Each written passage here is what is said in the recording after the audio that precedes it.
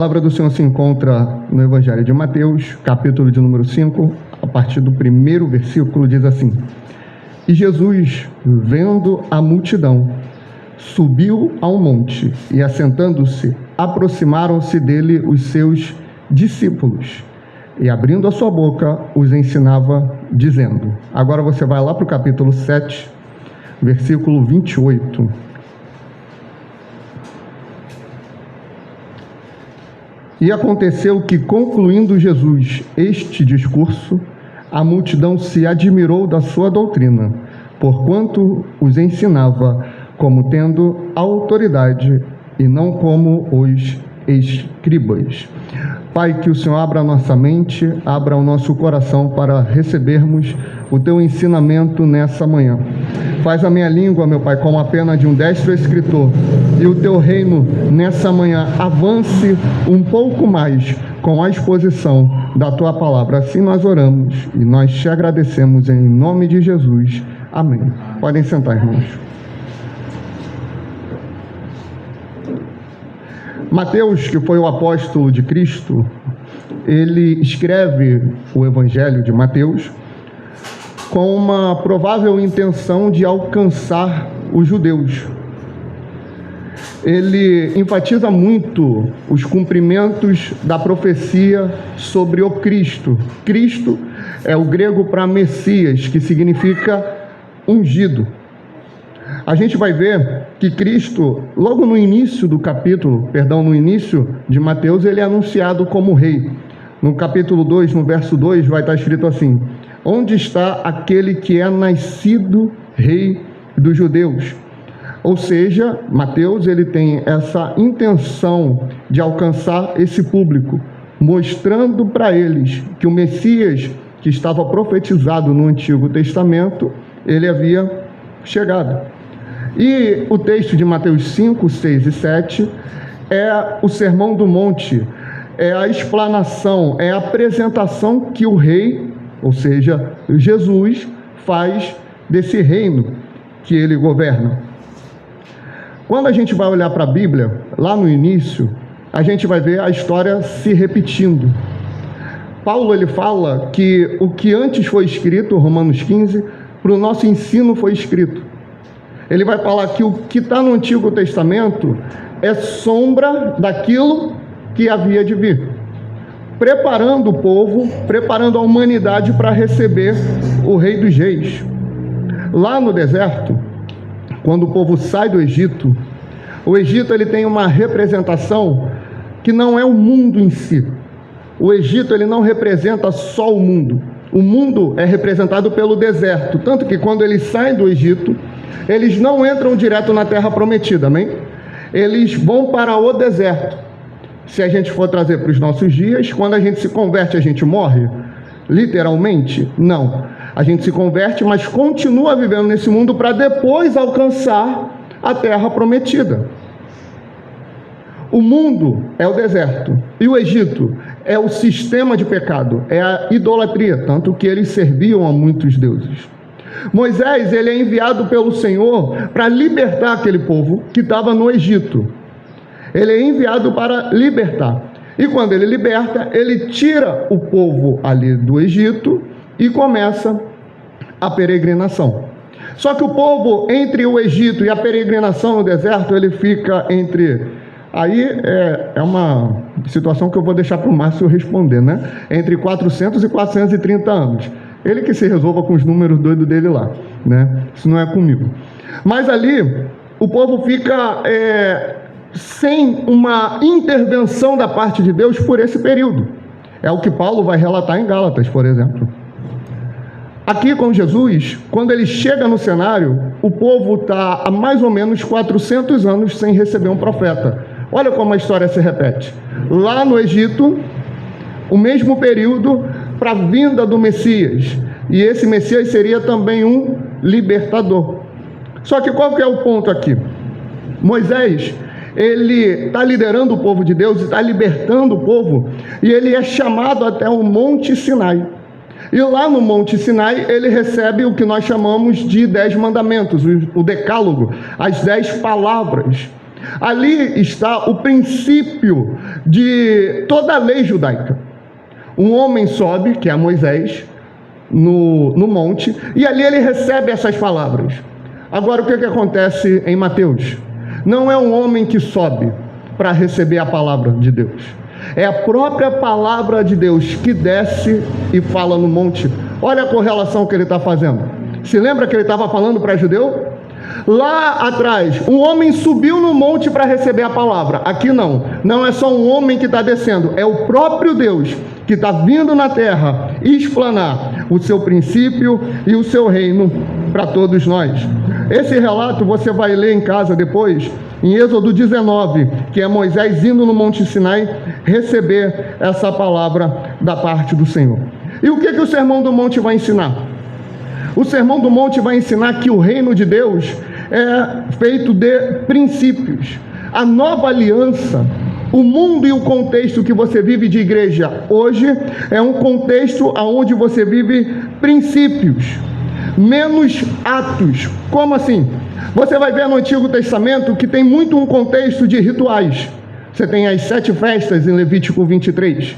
Ou seja, você tem a Páscoa, você tem pães asmos, primícias, tabernáculo, Pentecostes, um monte de festa que você tem que seguir. Eles tinham que seguir liturgicamente. E muitos rituais de purificação disso, purificação da lepra, purificação de várias situações. Muitos ritos, muitas festas, era muito gestual, era uma religião, até hoje uma religião muito gestual. O reino de Deus, ele vem avançando acima disso. Se lá atrás você tem muito a questão do ritual, do fazer, o Novo Testamento apresenta que para a igreja o reino de Deus tem princípios a seguir. Você só tem 2 rituais no Novo Testamento. Quais são? A ceia do Senhor e o batismo, que são instituídos no Novo Testamento. Não pelo Antigo, mas pelo Novo, mostrando o quê? Que a lei que eu e você recebemos é superior, porque ela é o cumprimento de tudo aquilo que estava no Antigo Testamento. Toda a lei, ela se cumpre em Jesus. Inclusive, ele mesmo fala no Sermão do Monte: eu não vim para abrogar a lei, mas eu vim cumprir a lei. Ele veio tornar a lei ampla. É isso que o grego vai nos ensinar nesse texto. Por quê? Porque o reino de Deus, ele é celestial, ele não é terreno. Deus, ele não tinha uma preocupação em conquistar nações. Quando Alexandre o Grande chega no poder, quando Júlio César chega no poder, quando Nabucodonosor chega no poder, eles têm um objetivo: ir conquistando nações e expandindo o seu território. Deus, ele não tem essa preocupação. Por quê? Salmo 24: do Senhor é a terra e a sua plenitude, o mundo e aqueles que nele habitam. A terra já é do Senhor. O que ele quer? Implantar o reino dele, conquistando novos corações para viver o princípio do Sermão do Monte, o princípio do reino, o princípio do Evangelho. Ele é celestial, ele não é terreno. Ele é de cima, não é de baixo. Ele é de Deus, não é dos homens. O princípio do reino, ele não se baseia em sinais. Ele não se baseia nos prodígios. Por quê? Homens que não são de Deus também podem executar sinais. Charlatões podem executar sinais. Tanto que eu vinha comentando, a nova onda é dizer que as 2 testemunhas de Apocalipse 11 já estão na terra. Já viu isso? Eu não sei se é verdade ou não, mas estão dizendo que está pelos sinais que supostamente ele fez. Irmãos, eu não ando por sinais, eu ando por palavra. Eu não vivo pelo que fazem ou dizem que fizeram, eu vivo pelo Evangelho de Jesus Cristo.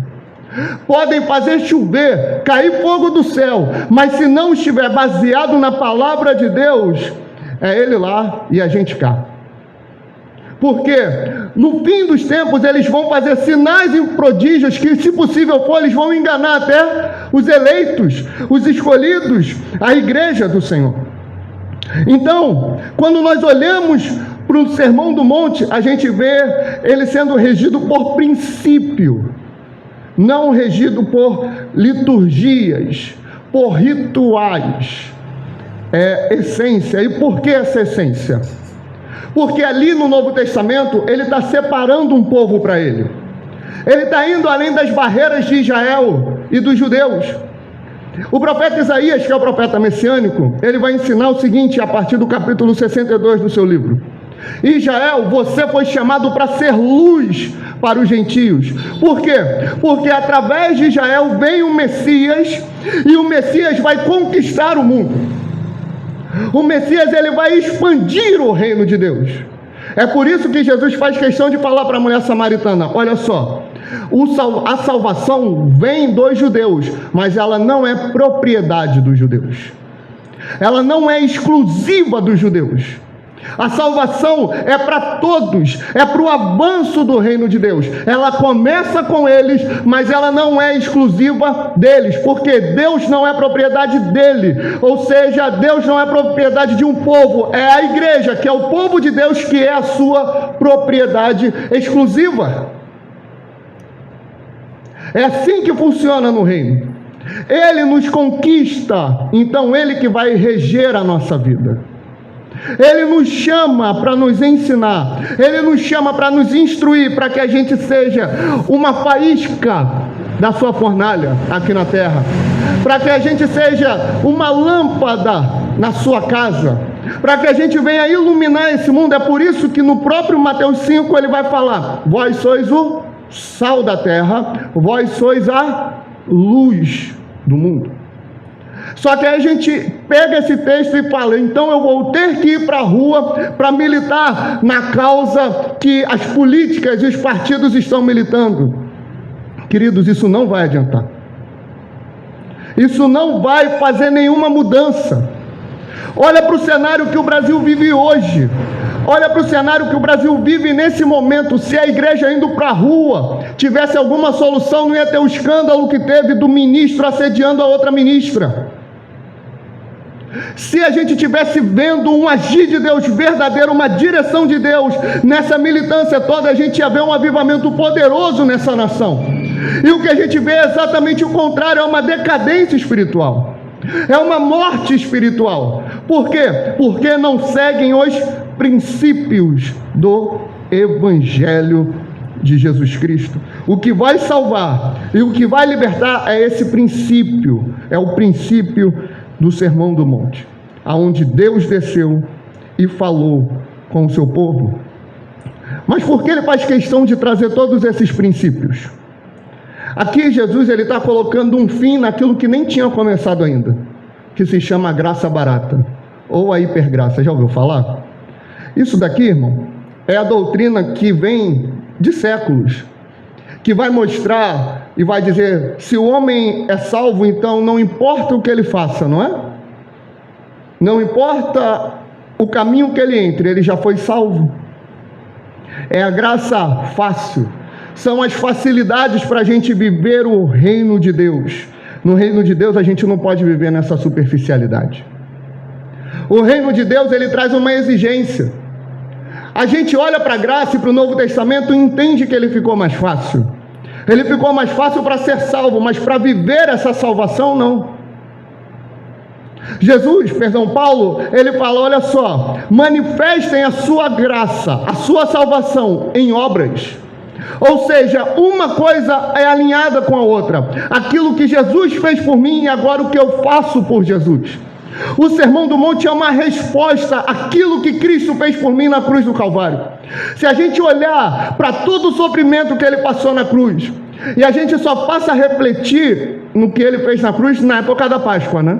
Mas isso tem que ser diário, pelo menos semanal. A gente tem que lembrar todo o sacrifício que ele passou, toda a dor e tormenta que ele passou, para que você pudesse ser salvo, para que você pudesse ser liberto, para hoje viver o Sermão do Monte. A graça superficial e barata, ela não vai te exigir nada. A graça barata, ela não vai falar para você sobre santidade, ela não vai falar para você sobre arrependimento, ela vai amaciar o teu ego, ela vai dizer: corre atrás dos teus planos, dos teus sonhos, ela vai te dizer: olha, vai nessa tua força que tu é vencedor. Não é assim que o Evangelho funciona. O Evangelho é: sem santificação ninguém verá a Deus. O Evangelho é: arrependei-vos, porque é chegado o reino dos céus. Enquanto a igreja e a gente não entender a revolução que o Evangelho tem que fazer na minha vida e na tua vida, nós vamos viver na graça barata, na superficialidade do Evangelho. Enquanto a gente não cortar na nossa carne e renunciar os nossos desejos para viver o princípio do Evangelho, nós estamos perdidos. E estaremos, então, amados, fadados ao fracasso. O Evangelho e Jesus não nos chamou para viver essa superficialidade. Ele nos chamou para viver na profundeza do reino de Deus.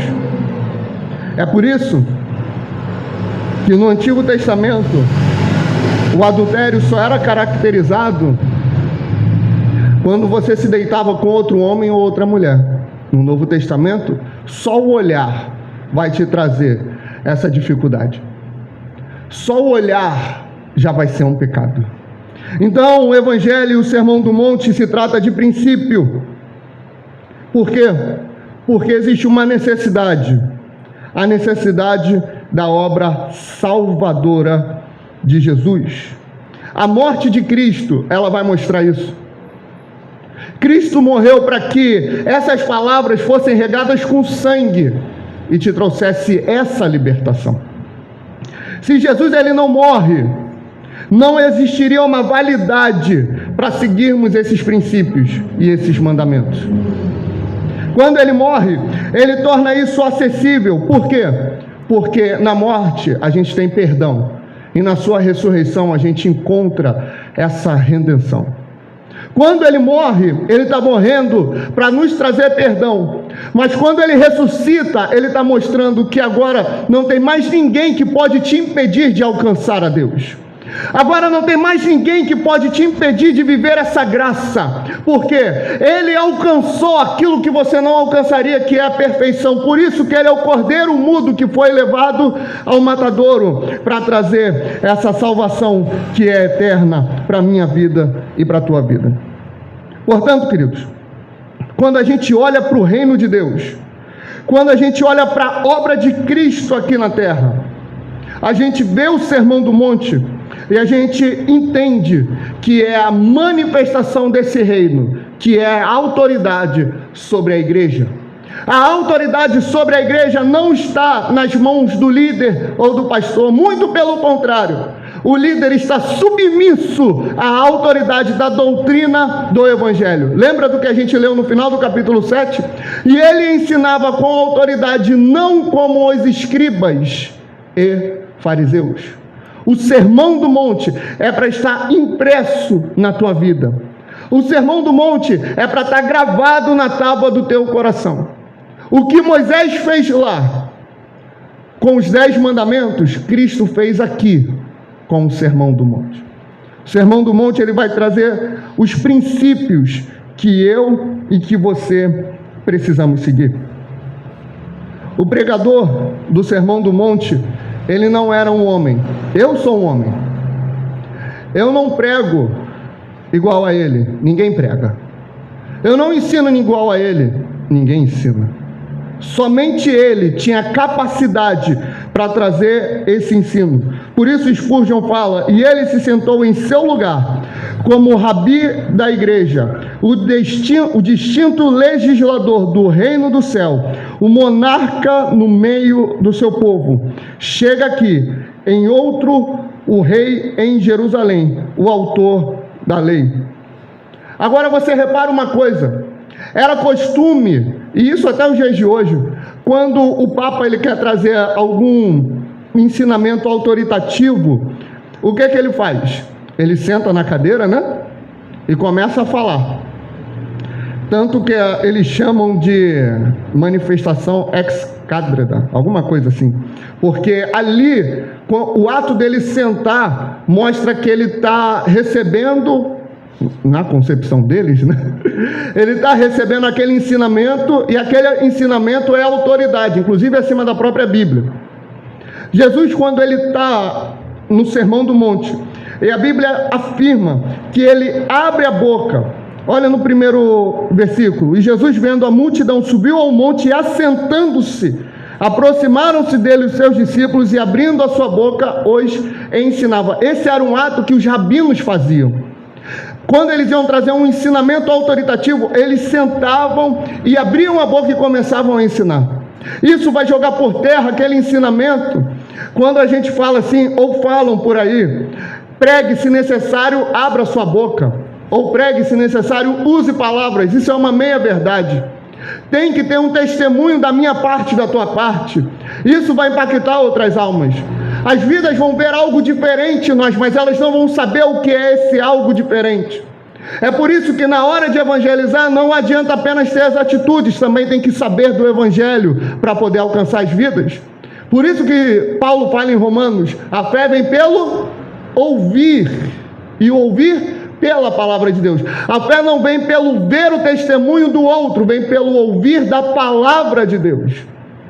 Por isso que quando Jesus ele chega para pregar o Sermão do Monte, ele senta e ele abre a boca e ele começa a ensinar. Ele começa a trazer um ensino autoritativo e superior. Ou seja, tudo que ele fala é a lei e é a autoridade para a igreja.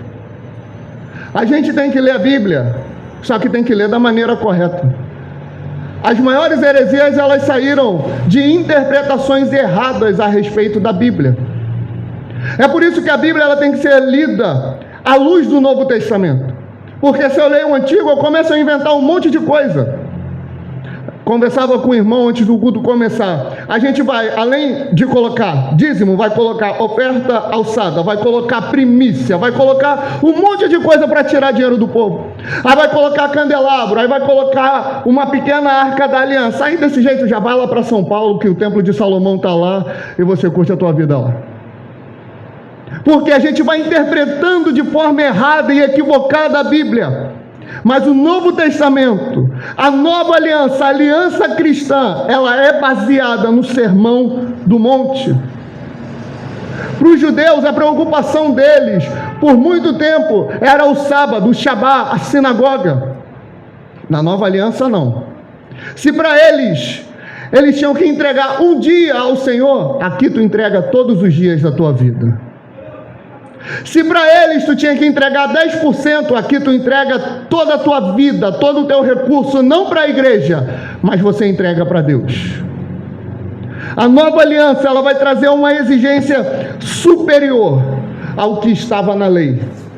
Isso é a graça. Por quê? Veio a lei através de Moisés, João 1, mas a graça e a verdade veio por intermédio de Jesus Cristo. Através de interpretações equivocadas no Antigo Testamento, os judeus tinham a visão que o Messias viria com poder político, à semelhança de Moisés e de Davi. E Roma seria destituída, com Israel alcançando o lugar de honra. A preocupação de Cristo hoje não é instituir um reino ou uma nação cristã. Não é. Muito pelo contrário, a preocupação de Cristo hoje é estabelecer o Evangelho e restaurar o altar da igreja que está em ruínas. Governo vai acontecer no milênio, depois que Jesus voltar. Mas hoje o objetivo ele não é político. Hoje o objetivo ele não é partidário. Hoje o propósito de Deus não é com Jair Bolsonaro. Hoje o propósito da igreja é com Jesus Cristo e com a sua igreja. O propósito da igreja não é um envolvimento político, é um envolvimento espiritual. O propósito de Deus hoje é com as famílias, é restaurar os lares, é restaurar a comunhão na mesa.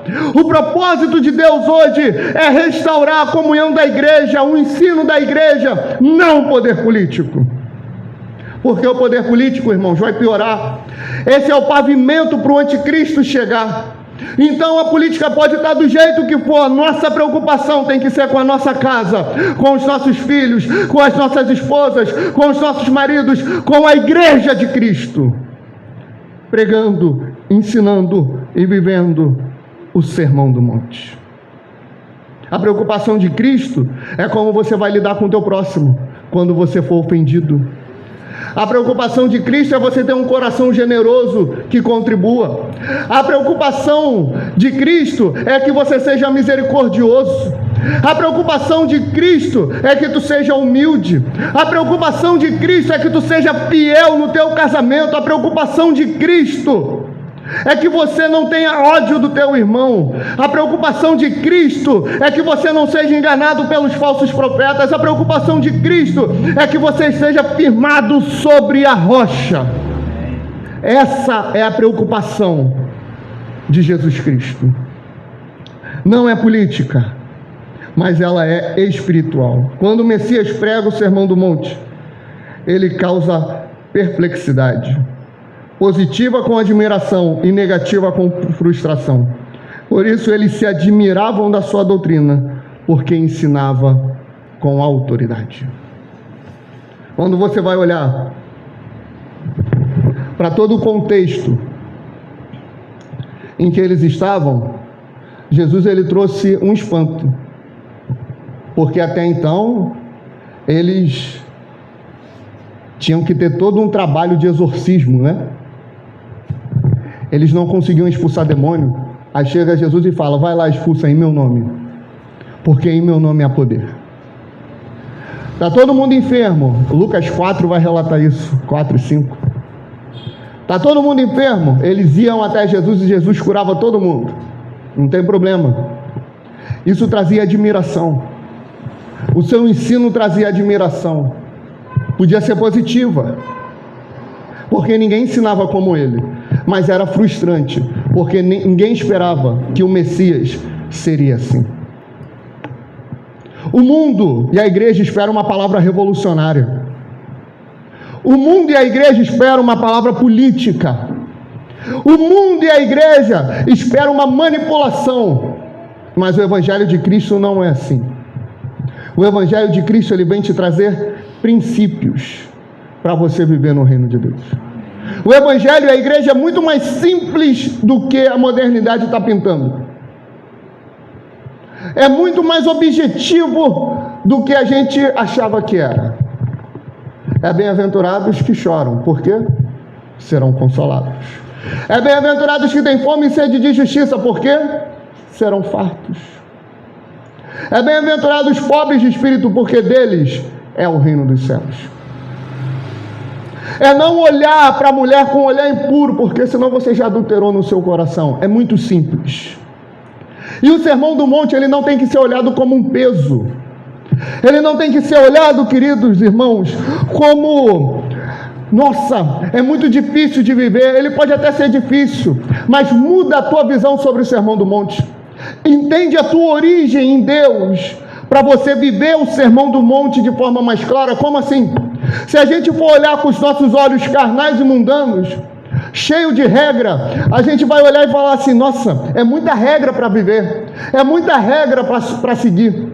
Mas quando a gente lembra que a gente foi criado para glorificar Deus, a gente foi criado para viver em obediência a Deus, e a gente lembra que Cristo na cruz do Calvário, Ele nos libertou para hoje nós vivermos o Sermão do Monte, a gente vai olhar que privilégio é poder andar em santidade seguindo esse sermão. Que privilégio é poder andar em santidade sendo misericordioso para alcançar misericórdia. Que privilégio é poder contribuir com quem está necessitado, com quem está precisando. Que privilégio é imitar a Deus. Que privilégio é amar os meus inimigos. Por quê? Porque eu olho com a ótica do salvo, eu olho com a ótica daquele que foi restaurado. Então viver o Sermão do Monte é um privilégio. Por quê? Se para os judeus, e pegue o exemplo deles, pegue o exemplo dos judeus, se para eles viver cada risca da lei era importante, que eles começaram a criar mais leis em cima das leis, dos 10 mandamentos, dos 613 mandamentos, começaram a criar tradições e mais tradições. Se para eles era importante e fundamental viver aquilo, e quem recebeu aquilo foi um homem que subiu no monte e desceu e trouxe esse ensinamento, imagina um Sermão do Monte para a igreja, que é Deus descendo na terra, ensinando para mim e para você. Olhe para o Sermão do Monte com um olhar de gratidão, irmão. Olhe para o Sermão do Monte com um olhar de fé, que ele veio para ajustar e alinhar a tua vida. Amém, queridos?